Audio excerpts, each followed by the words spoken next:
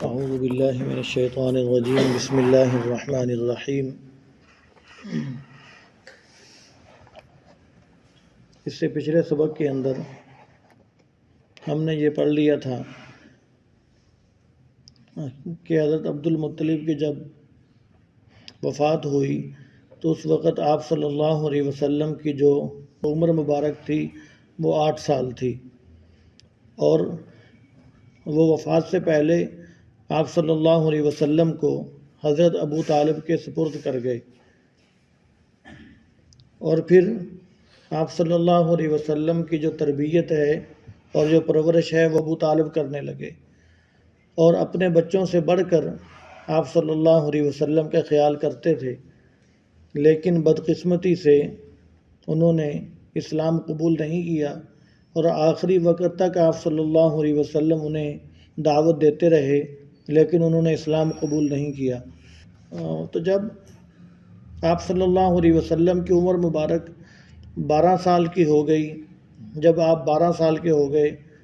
تو اس وقت ابو طالب شام کے سفر کے لیے روانہ ہوئے، اور انہوں نے ارادہ یہ کیا آپ صلی اللہ علیہ وسلم کے بارے میں کہ میں انہیں ساتھ نہیں لے کر جاؤں گا، لیکن آپ صلی اللہ علیہ وسلم بہت زیادہ پریشان ہوئے اور آپ ساتھ جانا چاہتے تھے، اور چونکہ انہیں آپ سے بڑا پیار تھا تو اس لیے آپ صلی اللہ علیہ وسلم کی پریشانی ان سے دیکھی نہیں گئی، تو انہوں نے یہی فیصلہ کیا کہ میں ان کو ساتھ لے کر جاتا ہوں۔ تو آپ صلی اللہ علیہ وسلم کو بھی ساتھ لے لیا، اور آپ کی عمر اس وقت 12 سال تھی، اور پھر آپ صلی اللہ علیہ وسلم سفر کے لیے روانہ ہوئے تو راستے کے اندر ایک جگہ پر پڑاؤ ڈالا، ایک صومعہ کے پاس، گرجا گھر کے پاس پڑاؤ ڈالا جو کہ مسیحی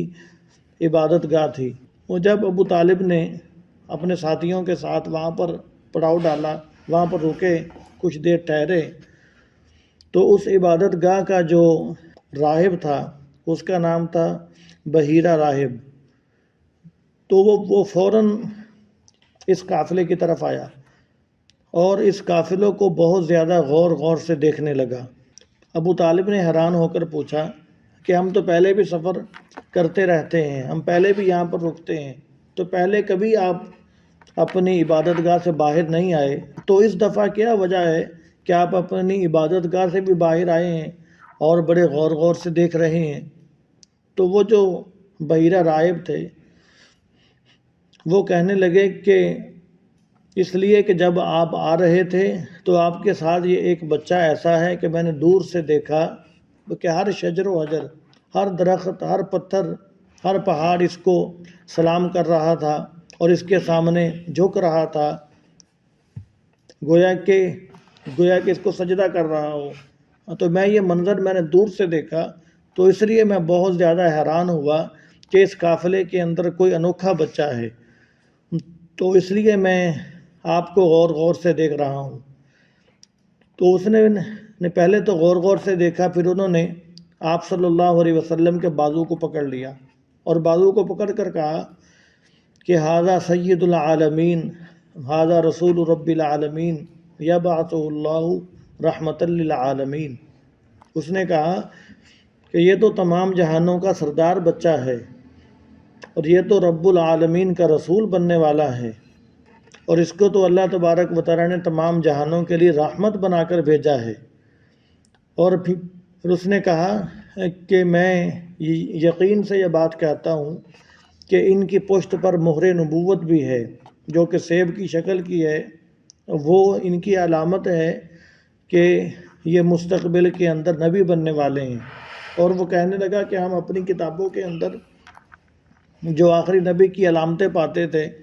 تو وہ آخری نبی کی جو علامتیں ہیں وہ ان کے اندر 100% پائی جاتی ہیں، تو اس لیے مجھے یقین ہے کہ یہ بچہ مستقبل کے اندر اللہ تبارک و تعالیٰ کا رسول ہوگا، اور اس بچے کا چرچا پورے عالم کے اندر ہوگا۔ تو پھر تھوڑی دیر کے بعد وہ اپنی عبادت گاہ میں واپس گیا اور پھر آیا، اور اس نے ان قافلے والوں کو کہا کہ آپ سب نے کھانا، میرے پاس کھانا ہے۔ تو وہ جب کھانے کے لیے بلانے آیا تو اس میں آپ صلی اللہ علیہ وسلم موجود نہیں تھے. تو اس نے بڑا حیران ہو کر پوچھا کہ وہ بچہ کدھر ہے. انہوں نے بتایا کہ وہ اونٹ چرانے کے لیے گیا ہوا ہے. اور تو اس نے فوراً ان کو واپس بلوایا، اور جب آپ صلی اللہ علیہ وسلم واپس آ گئے تو پھر اس نے سب کو کھانا پھر شروع کروایا، پھر سب کو دسترخوان پر بٹھایا. اور جب کھانا وغیرہ کھا کر فارغ ہوئے تو وہ جو بحیرہ راہب تھا تو اس نے پوچھا کہ اس کا متولی کون ہے، اس کا والی کون ہے، اس قافلے کے اندر اس کا بڑا کون ہے. تو انہوں نے ابو طالب کی طرف اشارہ کیا تو وہ ابو طالب کی منتیں کرنے لگا. وہ کہنے لگا کہ آپ کی میں منت کرتا ہوں کہ اس کو آپ اس سفر میں ساتھ نہ لے کر جائیں، اس لیے کہ جو رومی ہیں، جو شام کے لوگ ہیں، وہ تو آپ صلی اللہ علیہ وسلم کو، اس بچے کو نعوذ باللہ تلاش کر رہے ہیں. اور یہ جب اگر شام کے اندر جائیں گے تو رومی ضرور بھی ضرور ان کو نعوذ باللہ قتل کر دیں گے. تو لہٰذا میں آپ کی یہی منت کرتا ہوں کہ اس کو ساتھ نہ لے کر جائیں. تو ابھی یہ بات ہو ہی رہی تھی کہ رومیوں کا ایک قافلہ 7 آدمیوں پر مشتمل وہ اچانک ادھر آ گیا. تو وہ جو بحیرہ راہب تھا اس نے حیران ہو کر ان سے پوچھا کہ تم کہاں پھر رہے ہو. تو وہ رومیوں کا قافلہ جو 7 آدمیوں پر مشتمل تھا وہ کہنے لگا کہ ہماری کتابوں کے اندر یہ لکھا ہے کہ اس مہینے کے اندر جو آخری نبی بننے والا ہے وہ اس مہینے میں کہیں سفر پر نکلے گا. وہ صرف ہمارا ہی قافلہ نہیں ہے بلکہ اور بھی کئی قافلے جو بادشاہ ہے ہمارا اس نے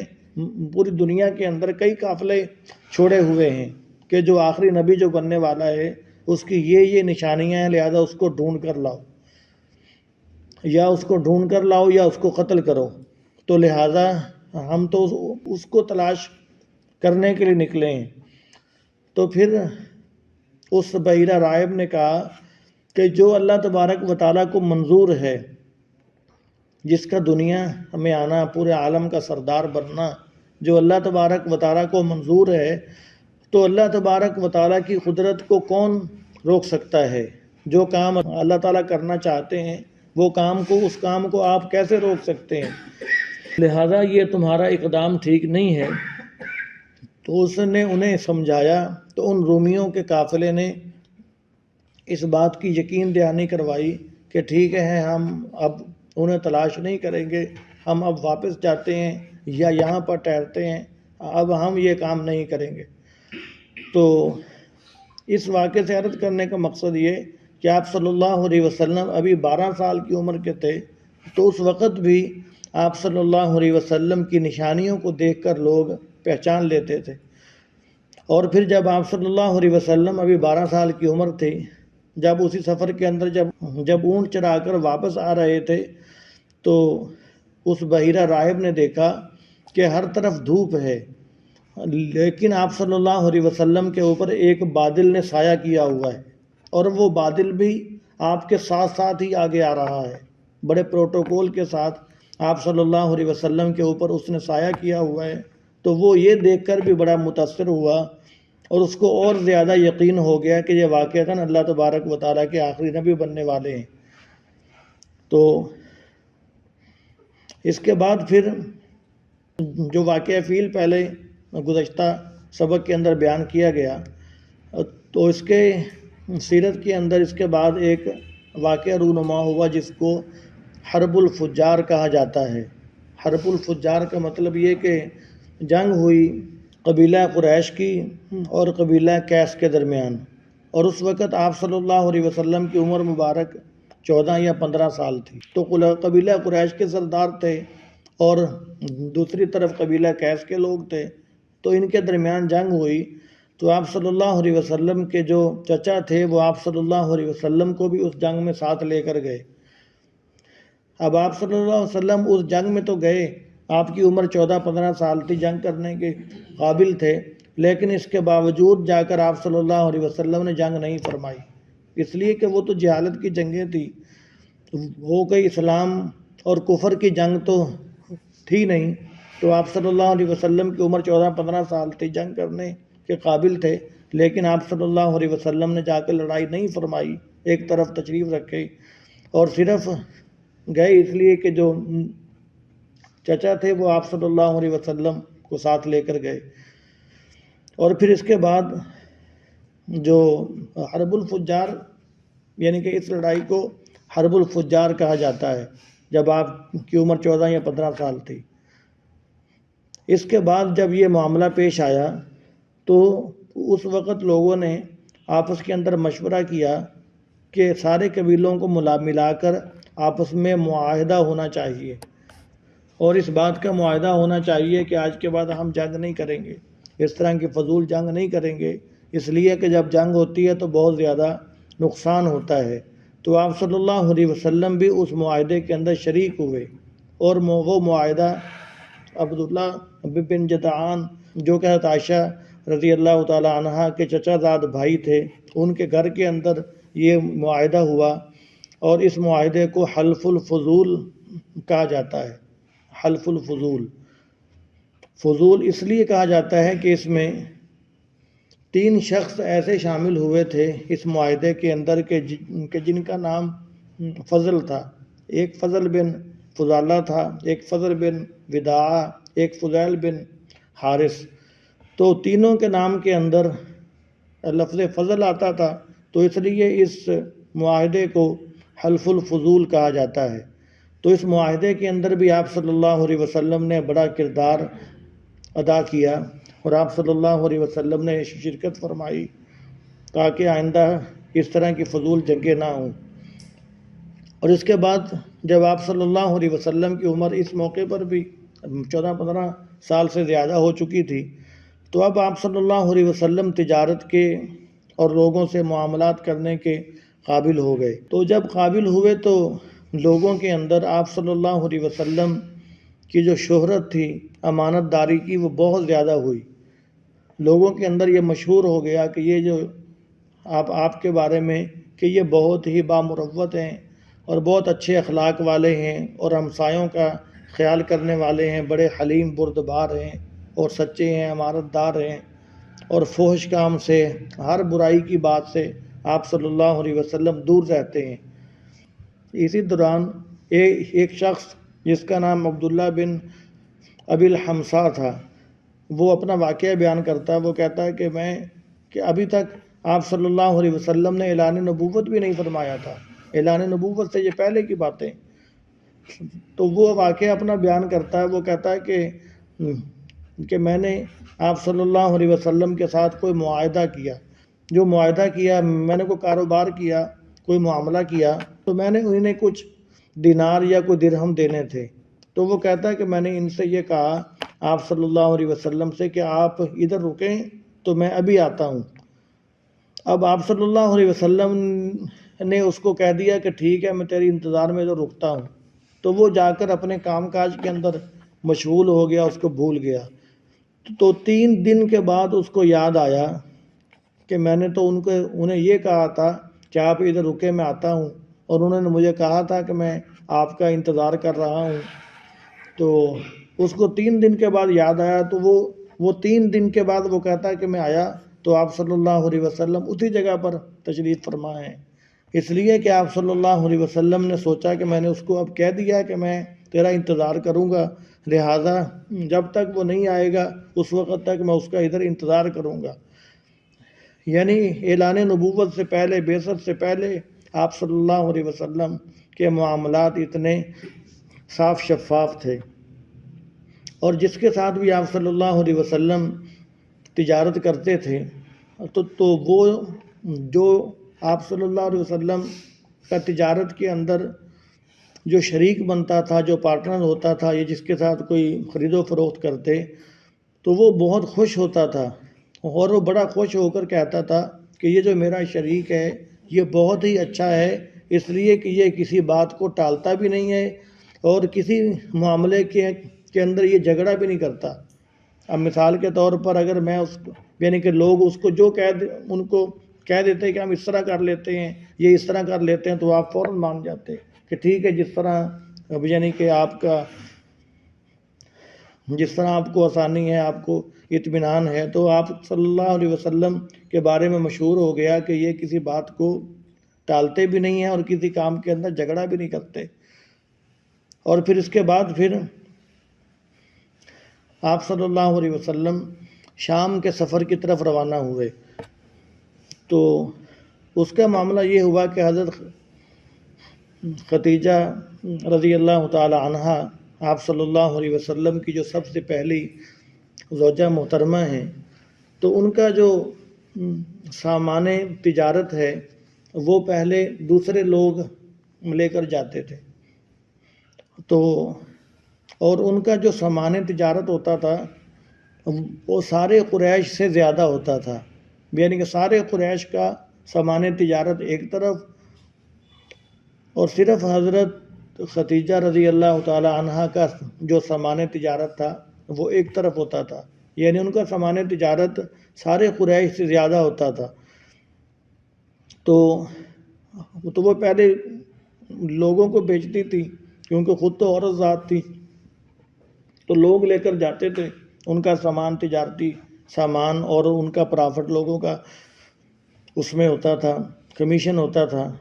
تو اس نے آپ صلی اللہ علیہ وسلم کے بارے میں مجابدوں نے تذکرے سنے اور شہرت سنی، تو انہوں نے یہ ارادہ کیا اور آپ صلی اللہ علیہ وسلم سے کہا کہ میں آپ کو اپنا سامان تجارت دیتی ہوں، لہذا میرا سامان تجارت آپ لے کر جائیں۔ اور اس وقت آپ صلی اللہ علیہ وسلم کی عمر مبارک 25 سال تھی۔ تو حضرت ختیجہ رضی اللہ تعالی عنہا نے اپنا غلام جس کا نام میسرہ تھا، اس غلام کو بھی ساتھ بھیجا اور آپ صلی اللہ علیہ وسلم سے کہا کہ میں آپ کو باقی لوگوں سے زیادہ نفع دوں گی۔ اور جب آپ صلی اللہ علیہ وسلم اس تجارت کے سفر سے واپس آئے تو حضرت ختیجہ رضی اللہ تعالی عنہا کو پہلے جتنا نفع ہوتا تھا تو اس مرتبہ اس سے کئی گنا زیادہ نفع ہوا، وہ بہت زیادہ خوش ہوئیں۔ اور ان کا جو غلام تھا میسرہ، وہ آپ صلی اللہ علیہ وسلم کے ساتھ تھا، تو اس نے واپس آ کر سفر کے سارے حالات بھی حضرت ختیجہ رضی اللہ تعالی عنہا کو بیان کیے کہ میں ان کے ساتھ سفر میں تھا، جو خوبیاں تھیں، جو کمالات تھے۔ اس نے کہا کہ میں نے راستے کے اندر دیکھا کہ آپ صلی اللہ علیہ وسلم پر ان پر دھوپ آ رہی تھی، تو جب دھوپ آئی تو وہ غلام کہنے لگا کہ میں نے 2 فرشتوں کو دیکھا کہ انہوں نے اپنے پر کھولے اور ان کے اوپر آ کر سایہ کر دیا۔ تو جب اس نے اس طرح کے حالات و واقعات بیان کیے تو حضرت ختیجہ رضی اللہ تعالی عنہا نے ان کا تذکرہ حضرت ورقہ بن نوفل سے کیا، اور جو ورقہ بن نوفل تھے وہ حضرت ختیجہ رضی اللہ تعالی عنہا کے چچا زاد بھائی تھے، اور وہ حضرت عیسیٰ علیہ السلام کو ماننے والے تھے، ان کے دین پر تھے اور بہت ہی زیادہ نیک اور عبادت گزار تھے، شریف الفطرت تھے۔ تو وہ ورقہ بن نوفل نے بھی ان سے یہی کہا کہ یہ جو علامات آپ بیان کر رہی ہیں یہ تو آخری نبی کی علامات ہیں، اگر واقعتاً یہ خوبیاں اور یہ کمالات اور علامات ان کے اندر پائی جاتی ہیں تو وہ واقعتاً جو جن کا تذکرہ کتابوں کے اندر ہے کہ آخری نبی آئیں گے، یہ تو پھر آخری نبی ہیں، یہ آخری نبی بنیں گے، اللہ تبارک و تعالیٰ انہیں نبوت سے سرفراز فرمائیں گے۔ تو پھر حضرت ختیجہ رضی اللہ تعالیٰ عنہ کے دل کے اندر نکاح کا شوق پیدا ہوا کہ ان کے اندر بہت زیادہ کمالات ہیں، خوبیاں ہیں، تو کیوں نہ میں ان سے نکاح کر لوں۔ تو حضرت ختیجہ رضی اللہ تعالی عنہ نے پھر نکاح کا پیغام بھیجا، از خود ہی نکاح کا پیغام بھیجا۔ تو آپ صلی اللہ علیہ وسلم اپنے چچا حضرت حمزہ کو اور ابو طالب کو لے کر وہاں پر پہنچے جس جگہ پر نکاح کا معاملہ طے ہوا تھا، تو پھر آپ صلی اللہ علیہ وسلم کا ان کے ساتھ نکاح ہوا۔ اور اس وقت آپ صلی اللہ علیہ وسلم کی جو عمر تھی وہ 25 سال تھی اور حضرت ختیجہ رضی اللہ تعالیٰ عنہ کی عمر 40 سال تھی۔ تو اس سے ہمیں یہ بھی معلوم ہوا کہ اگر جو بیوی ہے وہ اگر عمر کے اندر کچھ بڑی بھی ہو تو اس کے اندر کوئی عیب والی بات نہیں ہے، اس لیے کہ اگر عیب والی بات ہوتی تو آپ صلی اللہ علیہ وسلم کو تو اللہ تبارک و تعالیٰ نے ہر عیب سے محفوظ رکھا ہے. آپ صلی اللہ علیہ وسلم تو ہر عیب سے محفوظ ہیں. اگر یہ عیب والی بات ہوتی تو یہ عیب والا معاملہ آپ صلی اللہ علیہ وسلم کے ساتھ نہ ہوتا. اور پھر دوسرا یہ جو ان کا حق مہر تھا، وہ ایک روایت کے اندر یہ ہے کہ ان کا حق مہر 20 اونٹ تھا، اور دوسرا یہ کہ دوسری روایت کے اندر یہ ہے کہ ان کا حق مہر 12.5 اوقیہ چاندی تھا. اور جو ایک اوقیہ ہے یہ ایک عربی، یہ اس علاقے یعنی کہ اس دور کا ایک وزن تھا.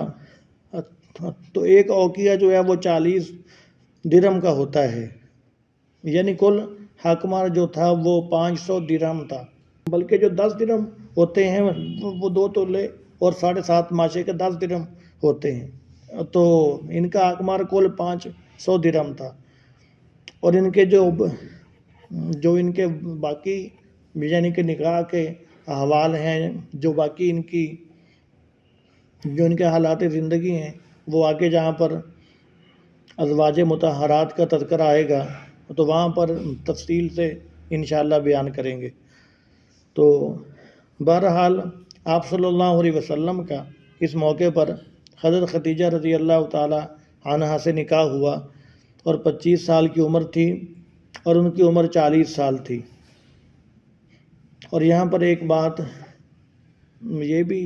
عرض کر دی جائے تو اچھا ہے کہ جو حضرت خدیجہ رضی اللہ تعالی عنہا کا نام ہے، یہ 2 طرح سے پڑھنا ٹھیک ہے. خدیجہ بھی ٹھیک ہے اور خدیجہ بھی ٹھیک ہے. خدیجہ اگر پڑھا جائے تو وہ بھی ٹھیک ہے، اور اگر خدیجہ پڑھا جائے تو یہ بھی ٹھیک ہے. لیکن اس میں یہ خیال کرنا چاہیے کہ خا کے بعد دال ہے، تا نہیں ہے. اکثر لوگ اس کے اندر یہ غلطی کرتے ہیں کہ ختیجہ کہہ دیتے ہیں. ختیجہ نہیں ہے، ان کا نام خدیجہ ہے، یعنی خا کے بعد دال ہے. آپ حضرات نے دیکھا ہوگا کہ جب ہم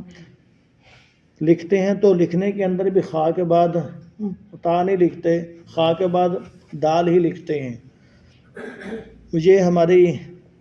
اردو بولنے والوں کی ایک اکثر لوگوں کی یہ غلطی ہے کہ لکھنے میں تو ٹھیک لکھتے ہیں، خا کے بعد دال لکھا جاتا ہے، لیکن پڑھنے کے اندر اکثر ختیجہ پڑھ دیتے ہیں. تو اس کے بعد جو اگلا موضوع قابل ذکر ہے وہ خانہ کعبہ کی تعمیر کا ہے کہ خانہ کعبہ جو ہے وہ 5 مرتبہ تعمیر کیا گیا. سب سے پہلے جو ہے ابتدائے عالم میں جب اللہ تبارک و تعالیٰ نے زمین کو پیدا کیا تو سب سے پہلے خانہ کعبہ آدم علیہ السلام نے تعمیر فرمایا، اور پھر اس کے بعد نوح علیہ السلام کے دور میں طوفان آیا، تو جو آدم علیہ السلام نے خانہ کعبہ تعمیر کیا تھا تو اس کی بنیادیں اور نشانات وغیرہ سب مٹ گئے. اور پھر دوسری مرتبہ خانہ کعبہ تعمیر کیا حضرت ابراہیم علیہ السلام نے. وہ بھی حضرت جبرائیل علیہ السلام تشریف لائے، اور حضرت جبرائیل علیہ السلام نے بتلایا کہ جو خانہ کعبہ کی جو اصل بنیادیں ہیں وہ اس جگہ پر ہیں. تو جو اس کی بنیادیں تھیں، جو بنیاد حضرت آدم علیہ السلام نے رکھی تھی، تو بالکل اسی جگہ پر نشاندہی کی حضرت جبرائیل علیہ السلام نے. تو پھر ابراہیم علیہ السلام نے دوسری مرتبہ خانہ کعبہ کو تعمیر کیا، اور پھر تیسری مرتبہ جو خانہ کعبہ تعمیر ہوا وہ آپ صلی اللہ علیہ وسلم کی بعثت سے یعنی اعلان نبوت سے 5 سال پہلے تعمیر ہوا. یعنی اس وقت آپ صلی اللہ علیہ وسلم کی جو عمر مبارک تھی وہ 35 سال تھی جب خانہ کعبہ تیسری مرتبہ تعمیر ہوا، کیونکہ 40 سال کی عمر میں آپ صلی اللہ علیہ وسلم نے اعلان نبوت فرمایا، اور آپ کی عمر 35 سال تھی. تو اعلان نبوت سے 5 سال پہلے قریش نے سرداروں نے مل کر خانہ کعبہ تعمیر کیا تیسری مرتبہ. اور جو چوتھی مرتبہ تعمیر ہوا وہ آپ صلی اللہ علیہ وسلم کے بعد جب حضرت عبداللہ بن زبیر رضی اللہ تعالیٰ عنہ کا دور خلافت آیا تو حضرت عبداللہ بن زبیر رضی اللہ تعالیٰ عنہ نے چوتھی مرتبہ خانہ کعبہ تعمیر کیا، اور پھر پانچویں مرتبہ جو تعمیر ہوا وہ جب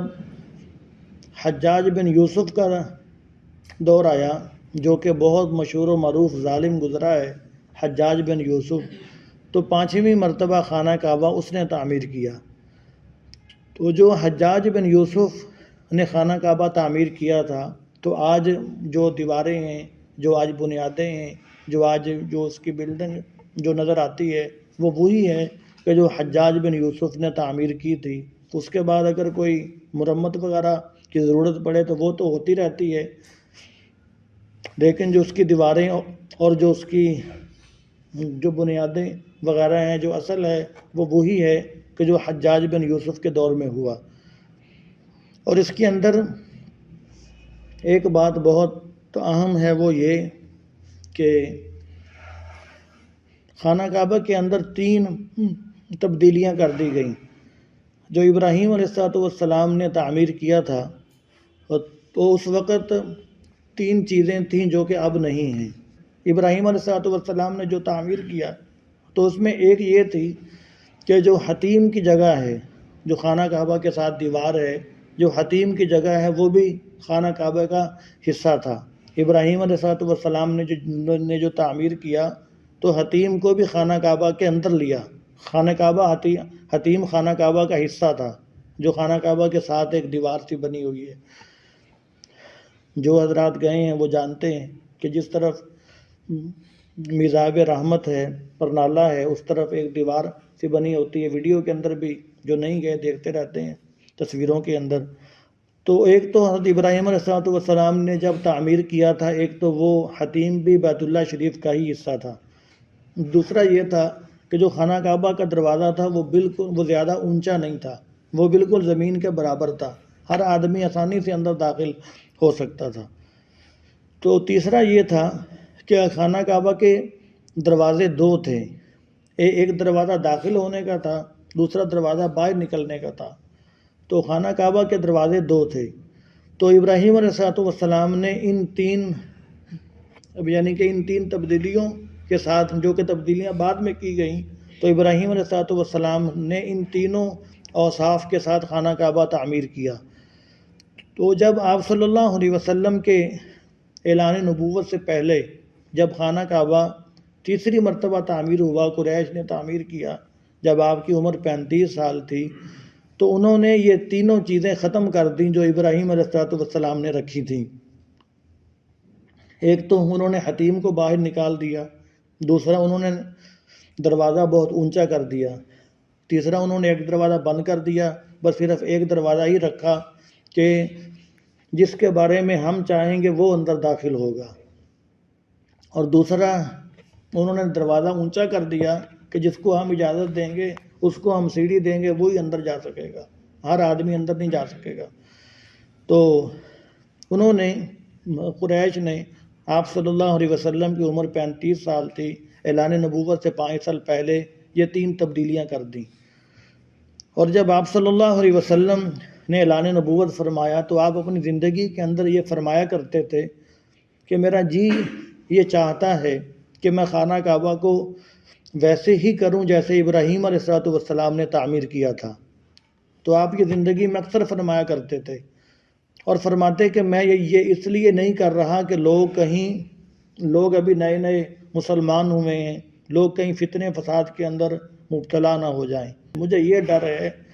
اگر مجھے یہ ڈر نہ ہوتا تو میرا جی یہ چاہتا ہے کہ جس طرح ابراہیم علیہ السلام نے خانہ کعبہ کو تعمیر کیا تو میں بھی وہ تینوں طریقے، جو 3 تبدیلیاں قریش نے کی ہیں، وہ تینوں ختم کر دوں۔ تو آپ صلی اللہ علیہ وسلم کے بعد جب حضرت عبداللہ بن زبیر رضی اللہ تعالیٰ عنہ کا دور خلافت آیا تو اس وقت ان کے پاس حکومت تھی، تو حضرت عبداللہ بن زبیر رضی اللہ تعالیٰ عنہ نے فرمایا کہ دیکھو، آپ صلی اللہ علیہ وسلم کی یہ تمنا تھی کہ میرا جی یہ چاہتا ہے کہ میں خانہ کعبہ کو اس طرح بناؤں جس طرح ابراہیم علیہ السلام نے بنایا، لہٰذا آپ نے تو اس لیے یہ تمنا اپنی پوری نہیں کی کہ لوگ نئے نئے مسلمان ہوئے، اب تو لوگوں کا ایمان اسلام پختہ ہو چکا ہے، اور اب اسلام بہت پھیل چکا ہے،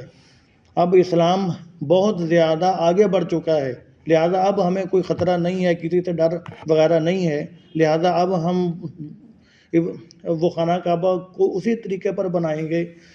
جس طریقے پر ابراہیم علیہ السلام نے تعمیر کیا اور آپ کی تمنا تھی۔ تو حضرت عبداللہ بن زبیر رضی اللہ تعالیٰ عنہ نے وہ 3 تبدیلیاں ختم کر دیں، حتیم کو بھی اندر داخل کر دیا، اور دروازہ جو اونچا تھا وہ بھی نیچے کر دیا، اور 2 دروازے بنا دیے۔ تو حضرت عبداللہ بن زبیر رضی اللہ تعالیٰ عنہ کے دور خلافت کے بعد جب حجاج بن یوسف کا دور آیا، تو حجاج بن یوسف نے جہاں اور بہت سارے ظلم کیے، تو اس نے ایک ظلم یہ بھی کیا کہ اس نے خانہ کعبہ کے اندر 3 وہ تبدیلیاں دوبارہ کر دیں جو قریش نے کی تھیں۔ وہ اس نے پھر حتیم کو باہر نکال دیا، دروازہ اونچا کر دیا، اور دروازہ صرف 1 کر دیا۔ تو حجاج بن یوسف نے وہ پھر 3 تبدیلیاں کر دی۔ تو حجاج بن یوسف کے دور جب تھا، جب اس نے یہ تبدیلیاں کی، تو حجاج بن یوسف کے بعد پھر ساری دنیا کے جو علماء تھے، جو مفتیان کرام تھے، جو اس وقت کے بڑے بڑے جید علماء کرام تھے، تو وہ جمع ہوئے، انہوں نے آپس میں مشورہ کیا، سب نے جمع ہو کر کہ ہمیں اب کیا کرنا چاہیے۔ تو انہوں نے سب نے متفقہ طور پر یہی فتویٰ دیا اور یہی فیصلہ کیا کہ خانہ کعبہ بس جس طرح ہے اب ایسے ہی رہنے دیں، اگر ہم وہ 3 تبدیلیاں ختم کریں گے تو کوئی اور پھر بادشاہ آئے گا تو وہ پھر 3 تبدیلیاں کرے گا، پھر کوئی مسلمان آئے گا پھر تبدیلیاں ختم کرے گا، پھر کوئی ظالم آئے گا وہ 3 تبدیلیاں پھر کر دے گا، تو لہٰذا یہ خانہ کعبہ، یہ بیت اللہ شریف، یہ تو حکمرانوں کے ہاتھ کا کھلونا بن کے رہ جائے گا۔ انہوں نے یہ سوچا کہ یہ تو حکمرانوں کے ہاتھ کا کھلونا بن کے رہ جائے گا، ہر حکمران خانہ کعبہ کے اندر یعنی کہ اپنی مرضی کرے گا، لہٰذا بہتر یہ ہے کہ اب جیسے ہے بس ویسے ہی رہنے دو۔ تو حجاج بن یوسف کے دور کے بعد وہ 3 تبدیلیاں اب بھی قائم ہیں۔ تو اس لیے جو آدمی وہاں پر جاتا ہے تو جو حتیم کے اندر بھی داخل ہوتا ہے تو وہ یہ اطمینان کرے کہ گویا کہ میں بیت اللہ شریف کے اندر چلا گیا ہوں، گویا کہ میں بیت اللہ شریف کے اندر چلا گیا ہوں، اس لیے کہ جو حتیم کی جگہ ہے وہ بھی بیت اللہ شریف ہی ہے، وہ بیت اللہ شریف سے باہر نہیں ہے۔ لوگ یہ کہتے ہیں کہ جی فلاں حکمران، فلاں وزیر، فلاں مشیر تو بیت اللہ شریف کے اندر گیا ہوا ہے، یہ نہیں پتہ کہ حتیم میں جو لاکھوں لوگ داخل ہوتے ہیں وہ بھی بیت اللہ شریف کے اندر ہی گئے ہوئے ہیں۔ تو لہٰذا یہ ایک بڑی سعادت کی بات ہے۔ حجاج بن یوسف نے تو جو ظلم کیا، بہرحال جو بھی حتیم میں جاتا ہے تو وہ یہ اس کو اپنا دل مطمئن کرنا چاہیے کہ گویا کہ میں بیت اللہ شریف کے اندر سے ہو کے آیا ہوں، اور الحمدللہ وہاں پر جو بھی جاتا ہے کوئی بھی ایسا نہیں ہے کہ وہ حتیم میں جانے سے رہ جائے، حتیم میں ہر کوئی آسانی سے چلا جاتا ہے، حتیم میں جانا کوئی مشکل نہیں ہے۔ تو اس کے بعد اگلی بات یہ قابل ذکر کہ آپ صلی اللہ علیہ وسلم اور تمام انبیاء علیہ السلام اعلان نبوت سے پہلے بھی اللہ تبارک و تعالیٰ کے ولی ہوتے ہیں اور صدیق ہوتے ہیں، بالکل سچے ہوتے ہیں، اور اللہ تعالیٰ کے ولی اور دوست ہوتے ہیں، یعنی تمام برائیوں سے بچے ہوئے ہوتے ہیں۔ اللہ تبارک و تعالیٰ ان کو اعلان نبوت سے پہلے بھی تمام گناہوں سے بچا کر رکھتے ہیں، تاکہ کوئی یہ نہ کہے، کوئی بعد میں انگلی نہ اٹھائے کہ کل تک ہمارے ساتھ یہ کرتا رہا، آج ہمارا یہ نبی بن کے بیٹھ گیا، کل کو کوئی یہ بھی نہ کہے، یہ اس طرح کی بات بھی نہ کرے۔ تو اللہ تبارک و تعالیٰ نے تمام انبیاء علیہ السلام کو اور آپ صلی اللہ علیہ وسلم کو اعلان نبوت سے پہلے بھی ہر گناہ سے بچایا۔ اس کی چند مثالیں ہیں کہ آپ صلی اللہ علیہ وسلم جب طواف کرتے تھے اعلان نبوت سے پہلے تو کافروں نے خانہ کعبہ کے اندر بت رکھے ہوئے تھے، اور وہ جب گزرتے تھے بتوں کو ہاتھ لگاتے تھے، اور آپ صلی اللہ علیہ وسلم نے کبھی کسی بت کو ہاتھ نہیں لگایا، اور اگر کوئی کہتا بھی تھا تو آپ صلی اللہ علیہ وسلم صاف کہہ دیتے کہ ان بتوں کو میں اچھا نہیں سمجھتا، میرا دل یہ نہیں مانتا کہ میں ان کو ہاتھ لگاؤں۔ اور اس کے علاوہ بھی اگر کوئی بت پرستی والا کوئی بھی کام ہوتا تو آپ صلی اللہ علیہ وسلم صاف انکار کر دیتے۔ اور شراب پینا ہے تو شراب پینا تو عرب کی گٹی کے اندر تھا۔ عرب کے ہاں تو شراب کے سینکڑوں نام رکھے جاتے تھے، تو یعنی کہ عرب کے ہاں شراب ان کو بہت ہی زیادہ محبوب تھی۔ تو آپ صلی اللہ علیہ وسلم کے سامنے جب بھی شراب پیش کی گئی، آپ نے ایک مرتبہ بھی شراب نہیں پی، اور آپ صلی اللہ علیہ وسلم نے فرمایا کہ میں ان چیزوں کو غلط سمجھتا ہوں، میں ان کو صحیح نہیں سمجھتا کہ یہ پینے کے بعد آدمی کی عقل سلامت نہیں رہتی، آدمی کے اندر کوئی کسی اچھی بری چیز کی تمیز ہی نہیں رہتی، لہذا میں اس کو اچھا نہیں سمجھتا، میں اس کو بالکل غلط سمجھتا ہوں۔ اور آپ اعلان نبوت سے پہلے بھی شراب کے قریب نہیں گئے۔ اور ایسے ہی آپ صلی اللہ علیہ وسلم ایک مرتبہ گئے ایک ایسی جگہ پر جہاں پر گانے چل رہے تھے، وہاں پر میوزک وغیرہ جو اس دور کے حساب سے ہوتا ہوگا وہ چل رہا تھا۔ تو آپ صلی اللہ علیہ وسلم جب وہاں پر پہنچے اور جا کر بیٹھے تو آپ صلی اللہ علیہ وسلم بیٹھتے ہی بے ہوش ہو گئے،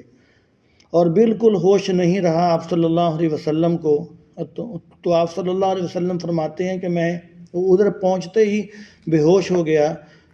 جب سورج طلوع ہوا تو سورج کی کرنوں کی وجہ سے مجھے جاگ آئی، یعنی آپ صلی اللہ علیہ وسلم اگر وہاں پر اچانک اتفاقاً یا آپ صلی اللہ علیہ وسلم کسی غرض سے یا دیکھنے کے لیے کہ ادھر کیا ہو رہا ہے، تو آپ صلی اللہ علیہ وسلم اگر گئے بھی ہیں تو اللہ تبارک و تعالیٰ نے فوراً آپ پر نیند کو طاری کر دیا اور بے ہوشی کو طاری کر دیا۔ آپ صلی اللہ علیہ وسلم نے ذرہ برابر بھی اس غلط کام میں شرکت نہیں کی۔ اور پھر ایسے ہی جب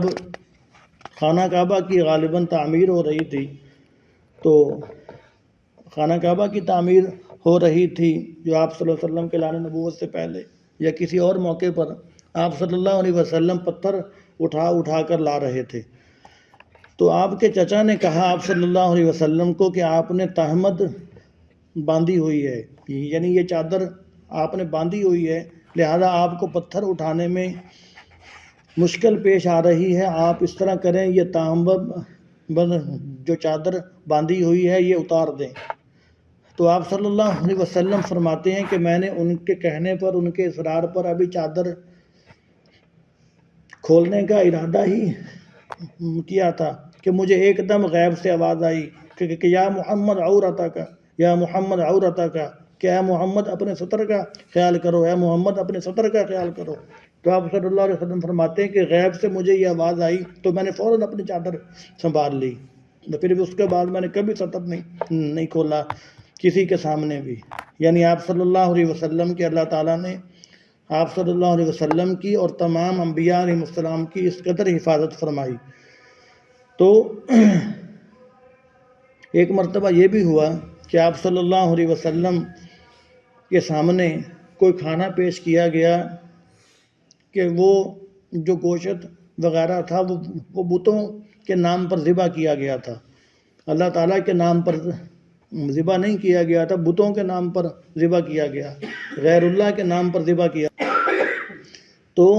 جب آپ صلی اللہ علیہ وسلم کے سامنے آیا تو آپ صلی اللہ علیہ وسلم نے سب کے سامنے وہ کھانے سے انکار کر دیا اور صاف کہا کہ جو چیز بتوں کے نام پر ذبح کی جاتی ہے، فرمایا کہ میں وہ نہیں کھاتا، میں تو اس کے قریب بھی نہیں جاتا۔ آپ صلی اللہ علیہ وسلم نے اس کو بھی چھوڑ دیا۔ یعنی اعلان نبوت سے پہلے بھی اللہ تبارک و تعالیٰ نے اس قدر تمام انبیاء کو اور آپ صلی اللہ علیہ وسلم کو محفوظ رکھا۔ اور پھر جب اعلان نبوت فرمایا، جب آپ صلی اللہ علیہ وسلم کی عمر 40 سال کو پہنچی، تو اعلان نبوت سے پہلے حضرت عائشہ صدیقہ رضی اللہ تعالیٰ عنہ بھی فرماتی ہیں کہ آپ صلی اللہ علیہ وسلم کو خلوت محبوب کروا دی گئی تھی، یعنی خلوت میں رہنا، علیحدہ رہنا، تنہائی میں رہنا، یہ آپ صلی اللہ علیہ وسلم کو محبوب ہو گیا تھا۔ آپ صلی اللہ علیہ وسلم کو پسند یہ بات ہو گئی تھی کہ میں بس تنہائی میں رہا کروں، اور وہی تنہائی اور خلوت چونکہ محبوب ہو گئی تھی تو وہ اپنی محبوب چیز حاصل کرنے کے لیے تنہائی خلوت حاصل کرنے کے لیے آپ صلی اللہ علیہ وسلم غار حرا جاتے تھے۔ تو غار حرا جاتے تھے، ادھر خالی خلوت تنہائی کے اندر وقت گزارتے تھے، اس لیے کہ تنہائی آپ صلی اللہ علیہ وسلم کو محبوب ہو گئی۔ تو اصل میں اللہ تبارک و تعالیٰ نے فرشتوں کو بھیجنا تھا اور آپ صلی اللہ علیہ وسلم پر وحی کا آغاز کرنا تھا، تو اس لیے خلوت محبوب کروائی گئی اور غار حرا کے اندر آپ صلی اللہ علیہ وسلم کا جانا ہوا۔ تو جب 40 سال عمر ہوئی تو فرشتہ آیا، حضرت جبرائیل علیہ السلام آئے اور آپ صلی اللہ علیہ وسلم فرماتے ہیں کہ انہوں نے مجھے آ کر دبایا، اتنا فرمایا کہ مجھے اتنا زور کے دبایا کہ میں بہت زیادہ مشقت کے اندر پڑ گیا، اور انہوں نے مجھے دبا کر کہا کہ اقرا، پڑھو۔ آپ صلی اللہ علیہ وسلم فرماتے ہیں کہ میں نے کہا کہ ما انا بقاری، کہ میں پڑھ نہیں سکتا۔ اب اس کے بارے میں سیرت نگاروں نے 2 باتیں لکھی ہیں۔ ایک بات تو یہ لکھی کہ حضرت جبرائیل علیہ السلام کے پاس کوئی لکھا ہوا تھا، کچھ تحریر تھی جو کہ بہت ہی خوبصورت، اس کے اوپر موتی وغیرہ بھی لگے ہوئے تھے، بڑی خوبصورت تحریر سجی ہوئی تھی، تو وہ لے کر آئے تھے، تو انہوں نے وہ تحریر پیش کی تھی کہ اقرا، کہ یہ پڑھو۔ تو آپ صلی اللہ علیہ وسلم نے فرما دیا کہ ما انا بقاری، کہ میں پڑھنا نہیں جانتا، اس لیے کہ آپ صلی اللہ علیہ وسلم کا کوئی بھی دنیا میں استاد نہیں۔ عرب کے لوگ بھی جانتے تھے کہ آپ کو لکھنا پڑھنا نہیں آتا، یہ آپ کو لکھنا پڑھنا جو اللہ تعالیٰ نے نہیں سکھلایا، یہ بھی آپ صلی اللہ علیہ وسلم کے فضائل میں سے ہے، آپ کے کمالات میں سے ہے کہ لکھنا پڑھنا بھی نہیں سیکھا، اس کے باوجود زبان سے ایسا کلام جاری ہو گیا قرآن پاک کی صورت میں کہ دنیا کے بڑے بڑے لکھنے پڑھنے والے فصیح بلیغ لوگ بھی اس کے سامنے عاجز آ گئے۔ تو یہ آپ صلی اللہ علیہ وسلم کی خوبیوں میں سے تھا کہ آپ کو لکھنا پڑھنا نہیں آتا تھا۔ تو ایک تو یہ بات لکھی کہ انہوں نے تحریر پیش کی، تو آپ نے فرما دیا کہ ما انا بقاری، کہ میں پڑھ نہیں سکتا۔ دوسرا یہ کہ سب سے پہلی مرتبہ جبرائیل علیہ السلام تشریف لائے تھے آپ صلی اللہ علیہ وسلم کے پاس، تو آپ صلی اللہ علیہ وسلم ایک دم بہت زیادہ پریشان ہو گئے، اور جبرائیل علیہ السلام آئے اور پھر انہوں نے آ کر دبایا بھی آپ صلی اللہ علیہ وسلم کو بہت زیادہ۔ تو جب دبایا بھی بہت زیادہ تو اس گھٹن کی وجہ سے بھی آپ صلی اللہ علیہ وسلم بہت زیادہ پریشان ہوئے، اور آپ صلی اللہ علیہ وسلم نے ارشاد فرمایا کہ ما انا بقاری، کہ اس پریشانی کے عالم میں جبرائیل علیہ السلام کے پہلی مرتبہ آنا اور وہ جو دبایا جانا، اس گھٹن کی وجہ سے آپ نے فرما دیا کہ میری زبان حرکت ہی نہیں کر رہی، یعنی میرے اندر ہمت ہی نہیں ہو رہی کہ میں کچھ پڑھوں۔ تو اس لیے کہا کہ ما انا بقاری، کہ میں کچھ پڑھنا چاہتا بھی ہوں تو کچھ میں پڑھ نہیں سکتا۔ تو جبرائیل علیہ السلام نے دوسری مرتبہ پھر دبایا، پھر کہا اقرا، پھر تیسری مرتبہ پھر دبایا، پھر یہ سورۃ علق کی ابتدائی آیات پڑھیں کہ اقرا بسم ربک الذی خلق، خلق الانسان من علق، اقرا وربک الاکرم الذی علم بالقلم، علم الانسان ما لم یعلم۔ تو یہاں تک سورۃ العلق کی ابتدائی آیات پڑھیں، اور آپ صلی اللہ علیہ وسلم پھر گھر تشریف لائے تو آپ صلی اللہ علیہ وسلم پر لرزہ طاری تھا، آپ صلی اللہ علیہ وسلم کانپ رہے تھے، اور آپ صلی اللہ علیہ وسلم کی زبان مبارک پر یہی جملے تھے، زملونی زملونی، کہ مجھے کچھ کپڑا اڑا دو، میرے اوپر کپڑا اڑا دو، اس لیے کہ میں آپ صلی اللہ علیہ وسلم کانپ رہے تھے۔ سردی جس طرح آدمی کو بہت زیادہ محسوس ہوتی ہے، اور پھر خوف بھی طاری تھا بہت زیادہ، تو اس لیے خوف بھی تھا اور کام بھی رہے تھے، تو اس لیے فرمایا کہ میرے اوپر کپڑا اڑا دو۔ تو حضرت خدیجہ رضی اللہ تعالی عنہا نے آپ صلی اللہ علیہ وسلم کے اوپر کپڑا کروا دیا، اور پھر حضرت خدیجہ رضی اللہ تعالی عنہا اپنے چچا زاد بھائی ورقہ بن نوفل کے پاس گئیں اور جا کر بتلایا کہ آپ صلی اللہ علیہ وسلم کی صورتحال بتلائی کہ ان کی کیفیت یہ ہے۔ تو ورقہ بن نوفل نے جب سارا معاملہ سنا تو انہوں نے سن کر یہی کہا کہ جو حضرت عیسیٰ علیہ السلام کے پاس فرشتہ آتا تھا، ان کے پاس وہی فرشتہ آیا ہے، لہٰذا یہ اللہ تبارک و تعالیٰ کے سچے پیغمبر ہیں۔ ان کی عمر بھی 40 سال ہو گئی ہے، 40 سال کے بعد اللہ تعالیٰ نبوت کا اعلان کرواتے ہیں، تو لہٰذا اب یہ اعلان نبوت کی باری آ گئی۔